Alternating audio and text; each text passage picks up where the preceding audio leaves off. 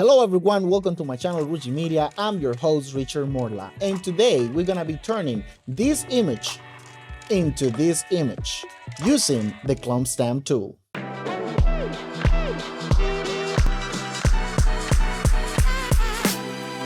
Alright guys, here we are inside Photoshop, and as you can see I have this beautiful image here. But as you can see here, in order to use the clump stamp tool, continuing with our series of Photoshop beginner to intermediate, we want to get rid of this something here. This is like a light pole or electricity pole, something like that. So we want to get rid of it, and also of those cables. And the best tool to do that in this instance is the clump stamp tool. So we're gonna clump all this area here. We're gonna get rid of that, and also we're gonna get rid of those cables. So in order to do that, here is our background image. And remember guys that you are going to have this image right down below. So you just need to download this image and start using it. All right, so the first thing, we're going to duplicate this layer. And in order to duplicate this layer, we're going to do Control J. So we press Control J. It doesn't want to work, so let's do it again. Control J, there you go. And I'm gonna rename it, and I like to name whenever I'm doing this first clump is base. As you can see here, very good. Now I'm gonna go to the clump stamp tool, and for the clump stamp tool, if you press S, now I have the clump stamp tool here, or here in this panel, which normally, if you don't have it in the right side, as I do, you will have it on this side, but it doesn't matter. It's the same, it's on the same position. So you go here, you go clump stamp tool, and that's it. And as you can see here, you have the following on top. You have the different blending mode for you to clump stamp. So the way we're gonna do it is using normal. Opacity is in order for you to reduce the strength of the tool, and also flow. For instance, I always leave here opacity on 100%, and I like to work with flow. In later tutorials, we're gonna explain the reason why, but for the meantime, we're gonna work with flow. All right, and here you have align, and align works like whenever you clump. For instance, if I clump here and I start doing this, that alignment means that it will go exactly on that line. Different that if I untick and I click here and I clump, so that this won't follow that specific area or region that I told the tool to follow. And then for these purposes, we're gonna keep it aligned. And then here you have sample, and sample is current layer, current and below, and all layers. So we are not going to sample on these duplicate layer here, because that would be destructive. So we're going to create a new layer. There are two ways to create a new layer. So, and we're gonna learn how it is. If we go down here and we click this plus symbol, there you go, you have a layer. Now you double click and you rename it. For instance, I will call this one clone. Or you can press, a shortcut for that is Control Shift N. And the advantage of this shortcut is that now you have a new layer and you can rename it straight away. So if I do clone, the same, you can see, and also you have here blending mode in case that you want to change the blend mode straight away. And also you can assign a color. For instance, let's assign a color to this one. Let's put it green. And then here you can use previous layer to create a clipping mask. I know that is too advanced, but trust me, we're gonna get there. But for you to know what is all these little commands that you have whenever you use the shortcut. For the meantime, we're gonna leave it as it is. We change the color to green, and now we click OK. So as you can see now, the new layer is here, and now the tab is in green. So we're gonna delete the previous one, all right? And now here we're gonna go, if I say current layer, it's not gonna clump anything because that layer is empty.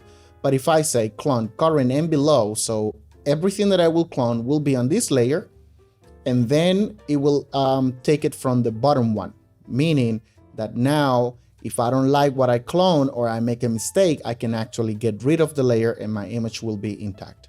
Okay, now that that is out of the way, let's start cloning. Let's get rid of all these here. So we're gonna zoom for that, zoom in. If you press Control plus, you can zoom or you can press Z for, okay, you press Z and now you have the zoom tool and you can zoom all the way in, and if you press Alt, now you can zoom out. I prefer to use, in my case, I prefer to use the shortcut, Control plus, Control minus. All right, so now opacity, okay. If you see that that is happening here, that's because my tablet is quite old. I need to change it. But anyway, still is doing it. I don't know what happened here. What's the problem with this tablet? Come on. All righty. So now what we are going to do is I want to harness. I want to lower it. Let's say 10%.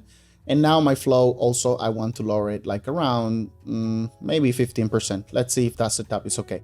Now I'm gonna sample right here and I'm going to start cloning. Just that simple, as you can see here. So now what I'm trying to is to keep the integrity, like as you can see, very good. All right, so I'm sample and you can see that it's almost not noticeable that we are sampling there. If I zoom out, you can see, well, that's a good setup that we did there. So maybe I can even lower the harness to 8%, and this I'm gonna put it to 12% here, which is the flow. 12%, there you go, that's good. And now I'm gonna start here. I'm gonna start cloning. If you see that I am doing this so easily, and as you can see here, it's because I'm using a Wacom tablet. Whenever you're dealing with Photoshop on this kind of work, best thing is to have a Wacom tablet. Like I'm gonna put down in the description also a link for you to buy the Wacom tablet. It's Amazon, so trust me, that will help me a lot in case that you decide and you say, you know what, this is for me, but I need a tablet. Well, you now can go buy the tablet and that will help me a lot. As you may know, this is a complete new channel and we are growing as a community. I want you to grow in knowledge and I want to grow in community, that we help each other out. All right, we continue here cloning, as you can see. Not too strong because I don't want to leave traces that we were actually cloning. You know, you want to do this seamless. Whenever you're cloning, you want to clone seamless. Remember, that's the word, seamless.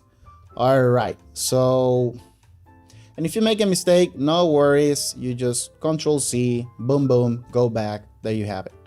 All right, we continue removing cable. My favorite job to do, removing cable. It's exciting. I know it's boring as hell, but eventually the purpose here is to make this image to look good. All right, we continue here. All right, let's clone a little bit. And to be honest with you, I am under the impression that this image was already processed. I mean, it has some work done. I think there was some kind of composition here. That sky doesn't look completely natural to me. Great image, a great sky, but however, I think it's not real. Anyway, we continue removing cables. It's exciting. So this is really exciting. Removing cable is something that, wow. In my childhood, to be honest with you, when my teacher asked me, what do you want to be? I said, I want to be a Photoshopper to remove cables. So it's something completely amazing. You see, I'm here with Lazaro, which is a gamer, and he's just watching and laughing as well because he knows that I'm not saying the truth, that I wanted to be a cable remover in Photoshop. Nobody wants to be, but we need to do it. Maybe we can increase this a little bit. Let's increase it to 16%. Let's see. Yep. Let's brush stroke. There you go. There are different ways to do this, but here, guys, what I want you to pay attention is not the technique itself, but the principle. Because I tell you, I know it's a simple technique, anybody can do it, but it's the principle, and that's what you want to observe. It's not for you to memorize everything that I'm doing here, but it's more of observing my principle and the process. It's more about the process than the actual technique, because once you understand the process and why I'm making certain decisions and why I'm using this tool over that tool or this technique, like, oh man, but there is already techniques for you to remove stuff like that and you don't have to go through the hassle.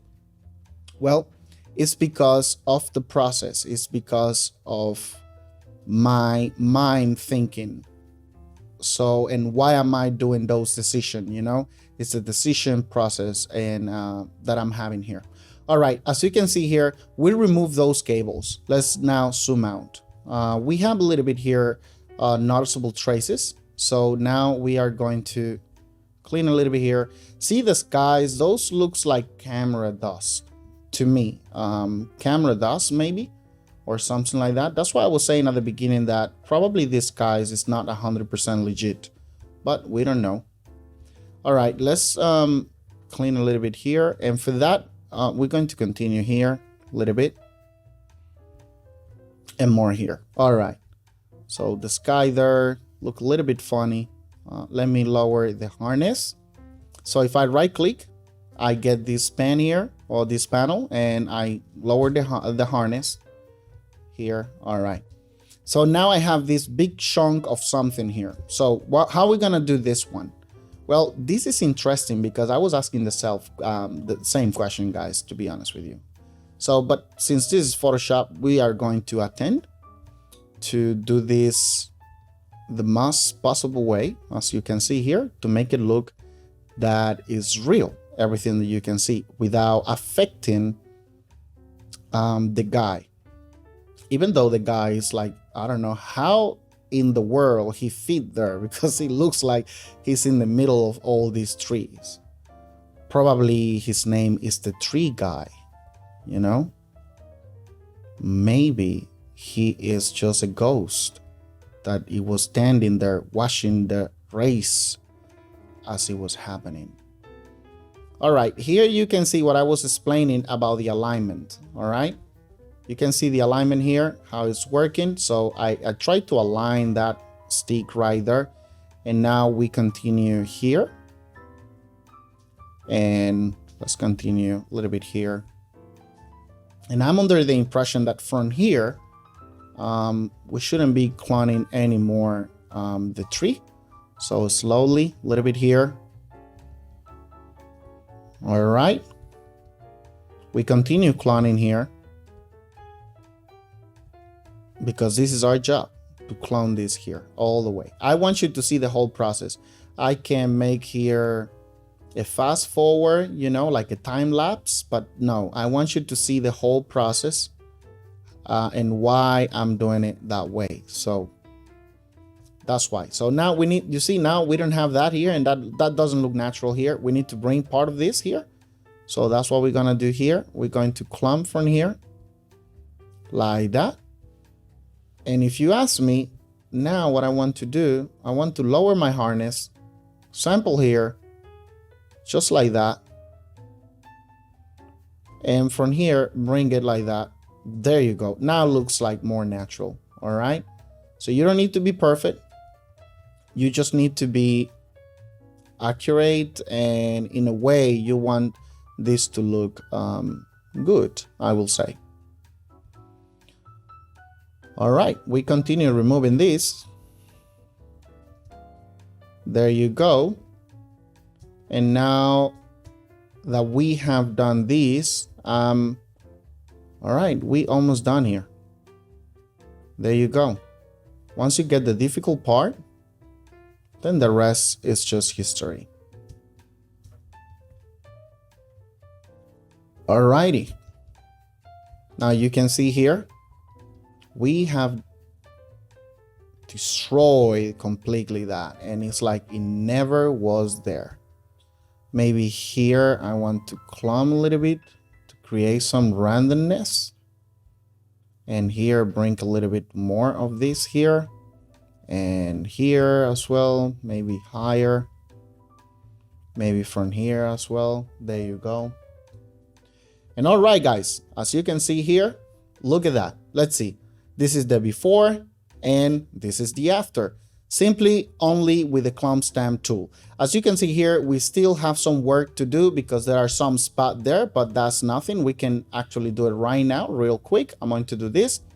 I'm gonna sample that right there, sample right here, sample there, sample here, sample and clone right there. And again, and maybe here a little bit for the sky. Exactly, there you go. And this white spot right there, maybe bigger. There you go. Boom.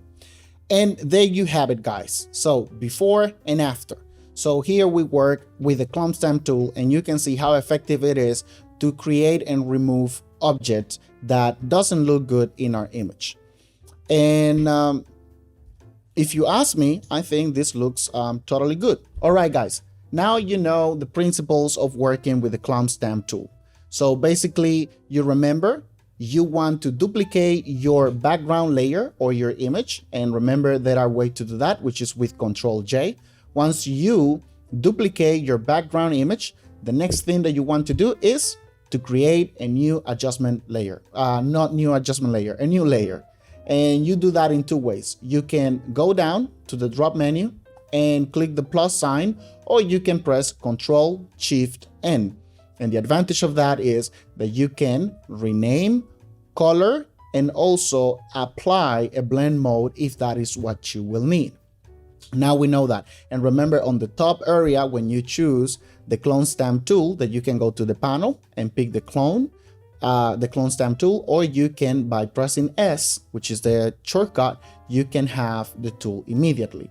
So there on the top, you have the panel, and in that panel, you have a current layer to clone from in case that you cloning from the image itself, and current and below when you cloning in a new layer, and all layer.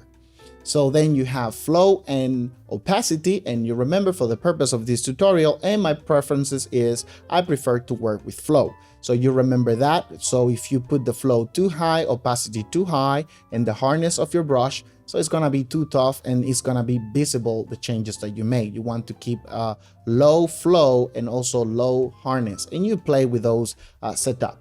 So that's it for the clone stamp tool. Thank you a lot for watching this tutorial, and don't forget to follow me on Instagram, Rujimedia, @Rujimedia, and also you can follow me on Facebook.